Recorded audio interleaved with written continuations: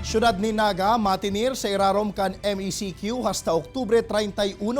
Lokal na gobyerno kan Naga liwat na nag-apela sa IATF na ibaba na ang quarantine classification kan syudad. Uyan report ni Jessica Kalinog.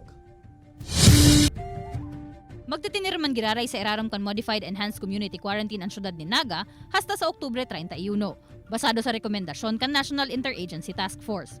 Katakod kay ni, sigon sa Naga City COVID-19 Incident Management Team, padagos man subuot na ipapautob ang parehong mga panundon kung sa inlimitado man giraray ang paghiro sa laog kan syudad, asin mga importanteng lakaw sana ang tutugutan.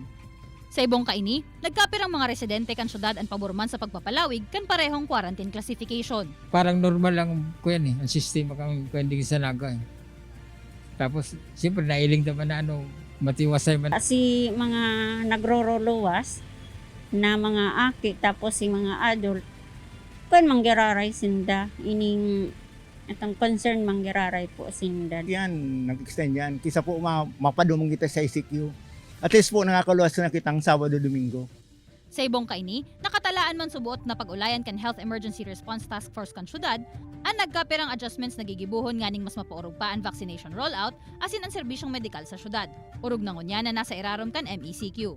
Mientras tanto, liwat man na nagpadaranin surat ang lokal na gobyerno kan syudad ni Naga sa National Interagency Task Force na nagahagad na ibugtak na sa masababang quarantine classification ang syudad, partikularmente sa General Community Quarantine. Hulita padagos man subuot ang pagsagibo nin lakdang kan lokal na gobyerno, dalan nganing mainaan pa ang mga kaso kan COVID-19 sa syudad. Kay Banan si Gerald Gandia, Jessica Kalinog, Balitang Bicolandia.